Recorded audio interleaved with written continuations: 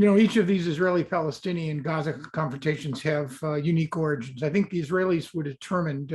Jihad was increasing its activity in the West Bank. The Israelis moved to arrest one of their key leaders on the West Bank. Jihad threatened to retaliate, and the Israelis made a decision, I think, to strike a strategic blow. I don't think Palestinian Islamic Jihad was expecting the kind of severity of the strikes the Israelis pulled off. They killed two very senior military commanders, as well as destroying a lot of infrastructure. I think this was a maybe not a strategic defeat, but a clear, severe setback for Palestinian Islamic Jihad. Right now, Hamas's top priority is not confrontation with Israel. It's demonstrating that they can exercise functional governance experience to maintain popular support in Gaza. That means cleaning up the garbage. It means administering social and economic benefits, and that's tough. Unlike Palestinian Islamic Jihad, that has no responsibility for governance, is an ideological, almost revolutionary organization that has a stake in confrontation. Hamas's motives and character are much more complicated. Both receive assistance, military and financial assistance from Iran. But I think one of the reasons the ceasefire is going to last is because they have very different objectives. Hamas has demonstrated it can govern.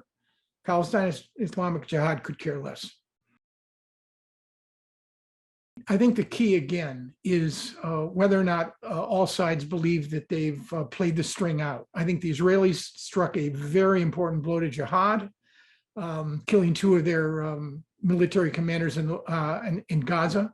Hamas also understands that they need to continue to conduct economic development of Gaza. That means Qatari and Egyptian support and assistance. Both of those countries want the ceasefire to continue. And I think Jihad, frankly, understands that if they act out again, Hamas is not going to support them, and the Israelis will do even more damage. So yeah, I think the ceasefire is going to last until the next round. And the next round is virtually inevitable. It's just a question of how long. Here's a guy who was known to Israelis for decades, but was never viewed as a prime ministerial candidate. He has virtually very little military experience, doesn't even have a high school degree.